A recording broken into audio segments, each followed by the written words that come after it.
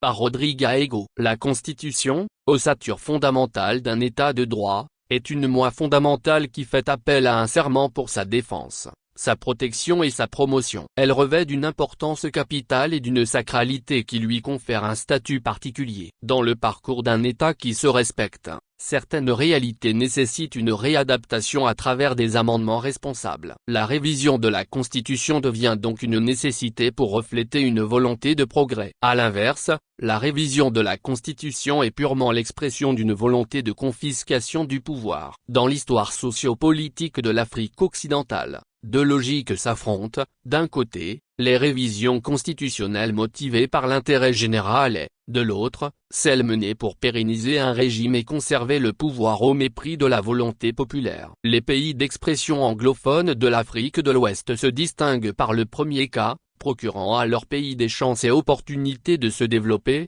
tandis que ceux francophones excellent dans le second, à l'exception peut-être du Bénin qui semble traverser une zone de turbulence, une situation motivée par des incompréhensions et des calculs politiciens, la recherche d'intérêts personnels et partisans.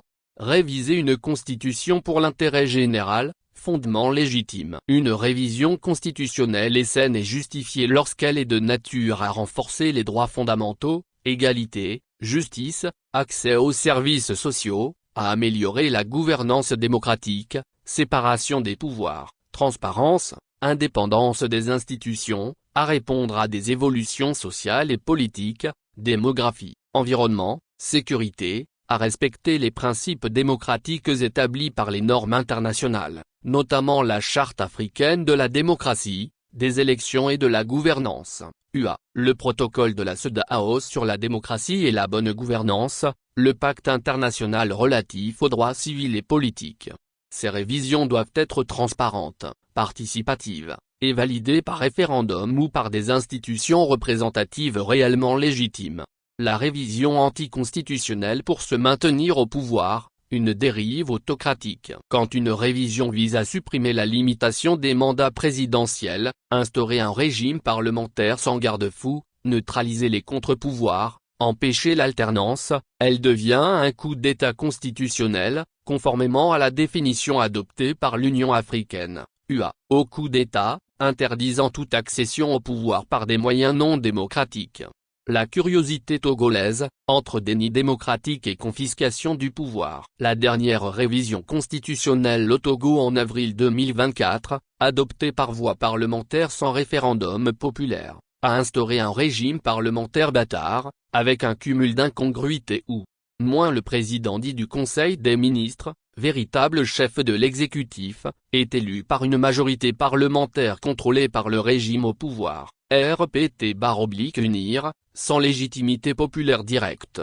Moins le président de la République, réduit à une fonction cérémoniale, est désigné par l'Assemblée nationale. Moins les élections présidentielles au suffrage universel sont supprimées, retirant au peuple le droit de choisir son chef d'État. Moins aucun mécanisme de transition démocratique n'est prévu pour assurer une alternance apaisée. Incongruité majeure, moins absence de consultation populaire, malgré l'importance du changement de régime. Moins exclusion de l'opposition et de la société civile du processus. Moins rétroactivité implicite pour permettre au président en place de revenir au pouvoir sous un nouveau format. Moins contradiction avec la Charte africaine qui condamne toute modification constitutionnelle destinée à se maintenir indéfiniment au pouvoir. Risque d'instabilité et d'illégitimité. Moins déni du droit fondamental à la participation. Article 21 de la Déclaration universelle des droits de l'homme, moins perte de confiance dans les institutions, moins risque de troubles sociaux, moins isolement diplomatique du pays. Ici, il convient de préciser que tout semble se faire avec la complicité et le soutien de ma communauté internationale qui s'acharne à sanctionner les coups d'État militaires, et promouvoir les coups d'État constitutionnels, par son inaction et son mutisme. D'où la curiosité togolaise. Personne n'ose en parler. On préfère dénoncer ce qui se passe dans les autres pays, et au même moment, se taire sur ce qui se passe d'une extrême gravité au Togo. Appel au retour à l'ordre constitutionnel. Face à cette régression démocratique, il est urgent d'annuler la réforme inique, illégitime et inopportune actuelle et convoquer des assises nationales sincères et inclusives, non dans le but de maintenir Faure Gnassingbé et son régime au pour, mais plutôt s'asseoir une transition pour instaurer des bases démocratiques solides et une alternance pacifique réparatrice. Il est urgent de restaurer les élections présidentielles au suffrage universel direct, de respecter la limitation des mandats comme garantie de l'alternance démocratique, de ressusciter la Constitution votée par le peuple en 1992 et la conformer aux instruments juridiques régionaux et internationaux. Appel à la responsabilité nationale et internationale. Aux forces démocratiques togolaises, unissez-vous pour restaurer la souveraineté populaire. À la CEDEAO et à l'Union africaine, ne restez pas complices du recul démocratique, appliquez les sanctions prévues et accompagnez le Togo dans un processus démocratique garantissant l'alternance et le changement pour lequel le peuple togolais continue de se battre.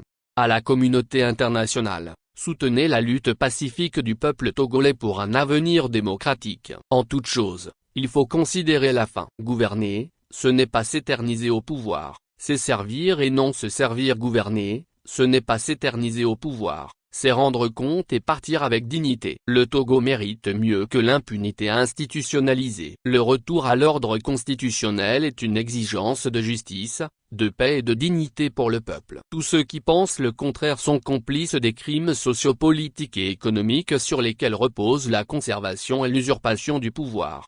Mots-clés: Constitution voire plus analyse de la politique vêtements de sport service de reportage photo actualité du Togo logiciel d'information service d'enquête journalistiques abonnement à des magazines sportifs cours de droit international guide touristique Togo